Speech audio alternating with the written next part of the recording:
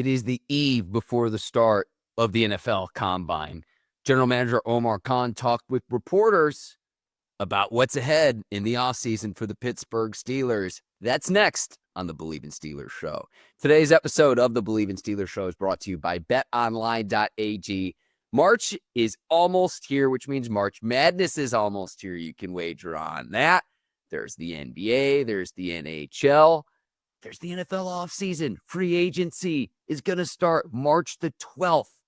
Get in on the NFL action, the sports betting action today over at betonline.ag. BetOnline, the game starts here. Welcome into the Bleav in Steelers show. My name is Mark Bergin, and I'm really excited to talk about what Omar Khan told reporters on Tuesday in advance before the player workouts start on Thursday. And in Indianapolis at the NFL Combine. Let's start with the quarterbacks because only Skylar Thompson is under contract at the time of this recording. And Omar Khan told reporters that the Steelers are going to try to get a deal done with either Justin Fields or Russell Wilson before the start of free agency. Free agency officially gets underway 4 o'clock Eastern time on Wednesday, March the 12th. So that is the preference of the Steelers general manager, one of the two players, considering the Steelers have about $60 million in salary cap space at the time of this recording. It's interesting, though. Khan says all options are on the table, considering that they only have Skylar Thompson under contract. So here's what that means. You heard the rumblings a little bit about, is Matthew Stafford available? Could the Steelers trade for him? Matthew Stafford, 37 years old. And he was given $27 million last season to be the Rams quarterback. There's a premium for good quarterback play in the NFL.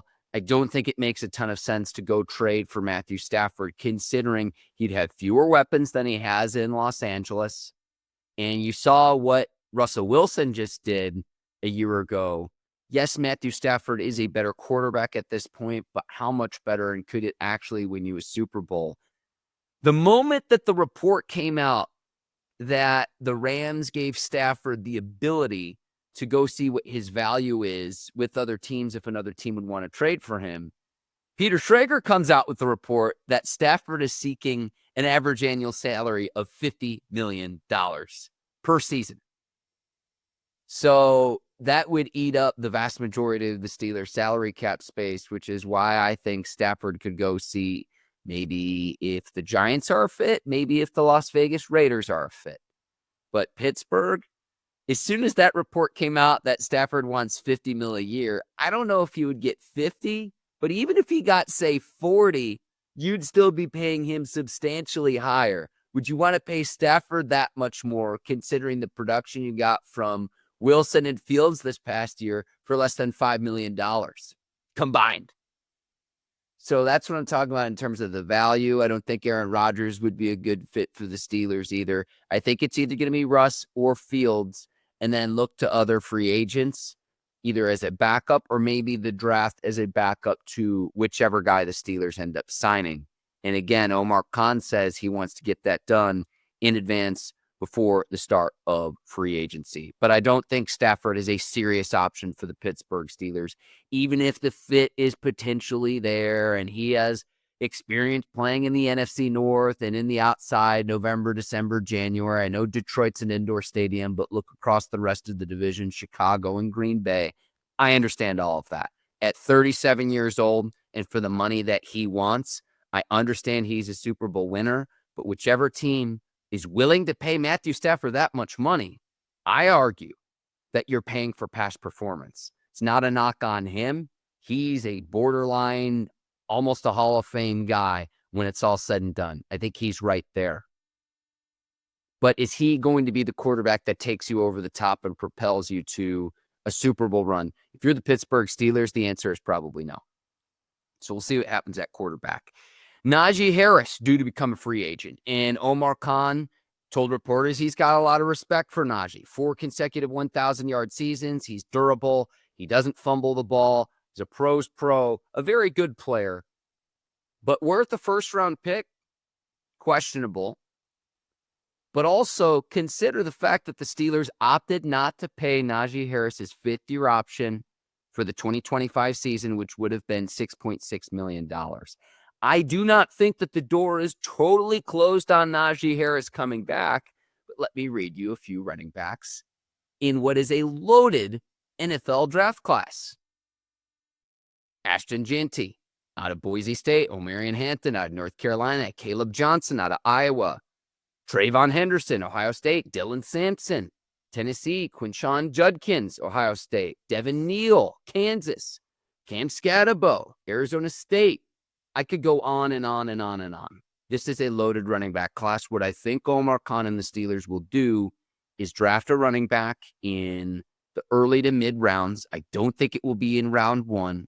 But if you could go get Omarion Hampton in, say, the second or third round, if he falls that far, I think that's where the Steelers could potentially be aggressive and pair a rookie running back with Jaylen Warren for the 2025 season, and you would then let Najee Harris walk in free agency. However, if you could bring Najee Harris back for, I think he'll make more than the veteran minimum, but a few $1 million, anything less than that $6.6 million, I think you consider it, but you'd be getting more of the same old, same old. About 4 yards a carry, maybe a little bit shy of that. Another 1,000-yard season on the ground. Durability, doesn't fumble. Not a home run hitter. It's going to hit singles and doubles, but he's not going to bust one loose out in the open field. Najee Harris has demonstrated he's not that type of runner. He hasn't had the greatest offensive line in his run in Pittsburgh, so I credit him for what he's accomplished. But if you really want to be brutally honest here, has Najee Harris been what you expected as a first-round draft pick at the running back position? And to me, the answer would be no. It's not all his fault, but that's just my 2 cents worth of what the Steelers will do. I think Najee Harris will be on a different team come the 2025 season.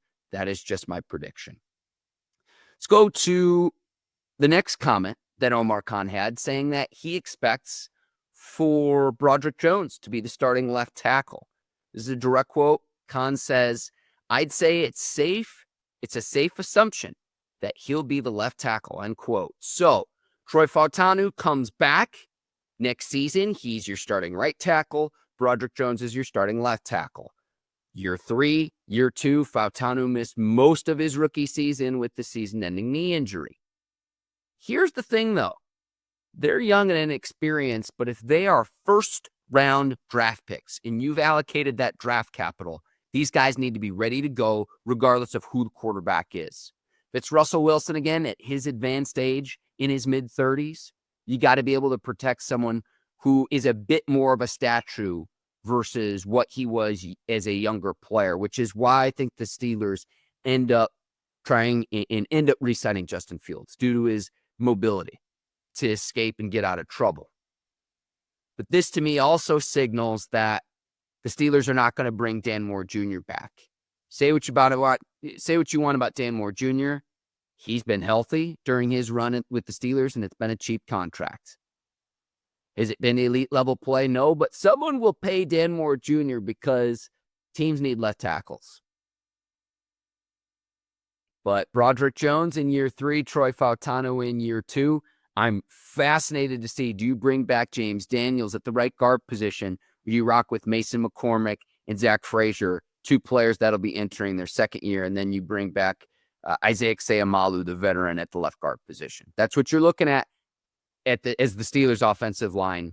It's looking like that's what it's going to be to start the 2025 season. For better or for worse, it's a young line. Can they gel and develop quickly? That is going to be imperative. And if they don't do that, it's not going to matter who you put back at the quarterback position. Because, yes, I've been harping on, okay, who the Steelers' quarterback's been these last several years. It hasn't been good enough. It was better this past season compared to the year before. And it was shrewd for Omar Khan to bring in Russell Wilson and Justin Fields. But if you can't protect whoever is back there, it's not going to make a difference. And this offensive line hasn't been good enough now for several years.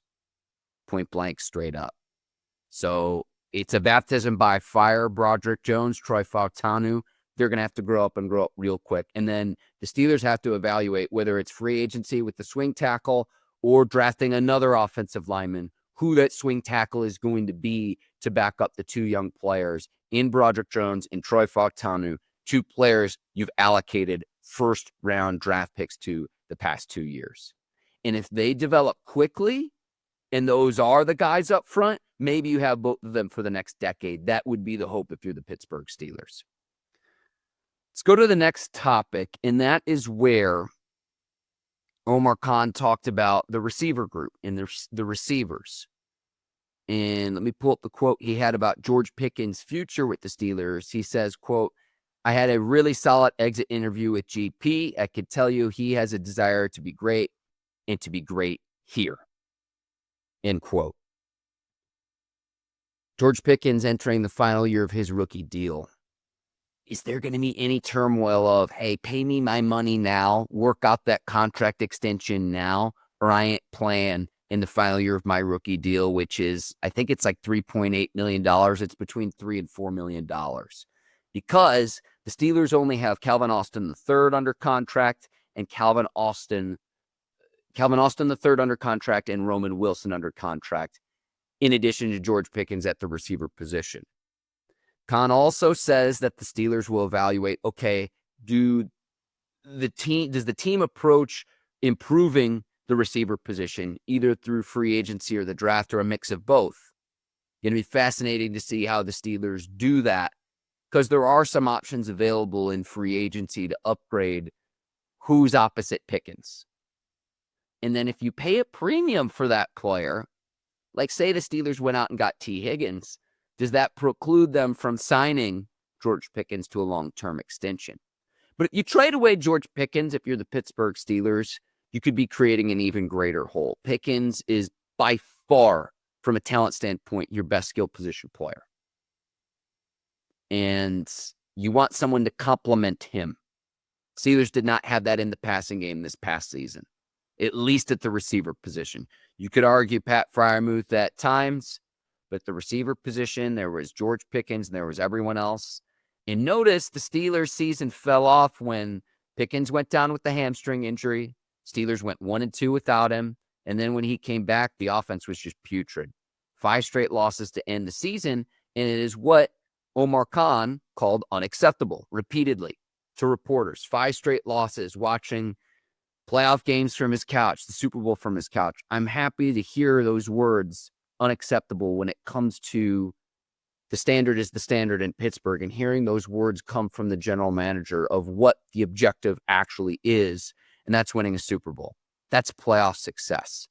And when you haven't won a playoff game since January the 15th, 2017, you do not want to reach the moment where it's become a decade since you've won a playoff game, even despite the fact that you haven't had non-losing seasons. It's a bit of a purgatory that the Steelers are in right now. The analogy I've made is you're trying to replace the engine of a plane while it's up in the air. Really hard to do on the fly, but if you bottom out to think about the frustrations that you have right now, if you're a Pittsburgh Steelers fan, of how bad that could potentially get. And maybe you've got to bottom out to restock the cupboard with talent. And to me, that starts at the quarterback position relative to the division and relative to the conference. Joe Burrow, Lamar Jackson, Mahomes, Josh Allen, I could go on and on. CJ Stroud, at least in your conference, those are the guys that, in my opinion, are going to be rotating Lombardi trophies for the next several years. How can you get back into that? Because if you're the Steelers, here's the thing, and here's why it's unacceptable.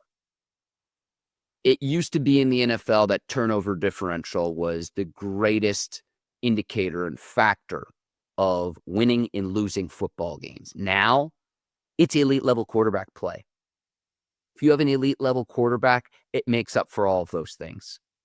Steelers have not had that really since Ben Roethlisberger was doing his thing mid-2010s. If we're just being honest with that. So unacceptable is the word Omar Khan used several times in speaking with reporters. Fascinating stuff there. Steelers have the 21st pick in the draft. And one thing we know, they're set at the tight end position. So on the roster right now, you've got Pat Freiermuth, Mount Washington and Darnell Washington. Connor Hayward in the final year of his deal. Michael Pruitt is due to become an unrestricted free agent. I'd imagine he's gone, but Parham, the Steelers sign. So you got a lot of depth at tight end. Don't really know what you're doing at running back or quarterback at this moment in time. I think it'll be one of the two, whether it's Fields or Wilson at quarterback, and then what the Steelers do at running back is going to be fascinating. It's going to be fascinating, but the Steelers get yet another tight end. It is a position of depth if you're the Pittsburgh Steelers. Tight end and edge rusher. Because going into the draft, the Steelers needs, and I would have to figure out how to best rank them, but defensive tackles up there, Cam Hayward in his mid-30s. I Bleav he'll be 36 next year. How many more years can you keep getting elite level performance with him? The analogy I've made with that is it's like the expiration date on a milk carton, and you go and smell it in your fridge, and it's like, yeah, this is still okay, even though it's either at or nearing the expiration date. Not a knock on Cam Hayward, but Father Time's undefeated in the NFL. Cam Hayward, look, all-pro level player, but how many more years can you continue to expect that because Father Time's undefeated in the NFL, which stands for not for long. So defensive tackle is one of them. They need another hoss and to figure out who could be the next guy that could learn from under Cam Hayward. So that'd be one. I'd also go cornerback as well. Will Dante Jackson be back opposite Joey Porter Jr.? It's a huge question mark that I have. Then on the offensive side of the ball, obviously you've got to figure out what you're doing at quarterback, but at 21, probably not going to draft a quarterback. Then I think maybe in the mid to later round, the Steelers could draft a quarterback. We'll see there. Running back, obviously what you're doing with Najee Harris, loaded running back class. And then the receiver position too, opposite George Pickens. Identifying who some of the top receivers are.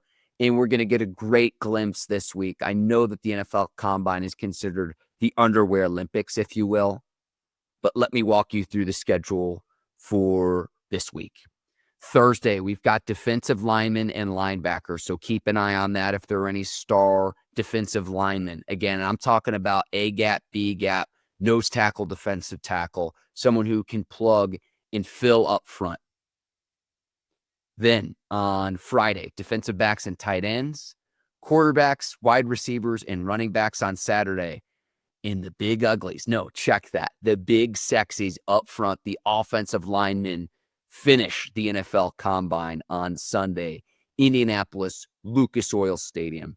Man, I wish I could be there. It was an amazing opportunity to go last year. First time in Indy.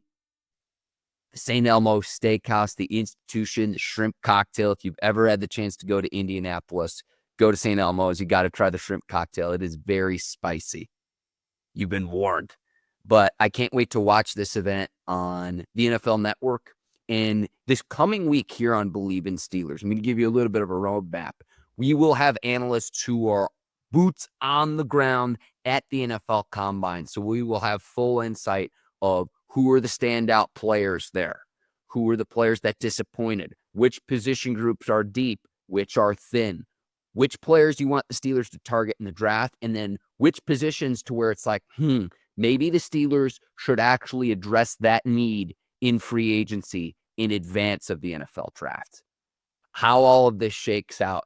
Like, look, free agency gets underway on March 12th. We are weeks away at this point. So we're going to have a lot of these questions answered in advance of the NFL draft later on this spring. And I cannot wait. My name is Mark Bergin. This is another edition of the Bleav in Steelers show. Just recapping the six-pack. So it's the quarterback position. It's what the Steelers are doing at running back and with Najee Harris. Broderick Jones starting at left tackle. What that means for the team. Saying that 5 straight losses to end the season is unacceptable. What the Steelers do at wide receiver with George Pickens and company. And then you've got the tight end position seems to be pretty well set at this point in time. I'd say tight end and edge rusher are pretty well set for the 2025 season for the Pittsburgh Steelers. But beyond that, there is still a lot out there. And I can't wait to see what happens now that we're getting into draft season.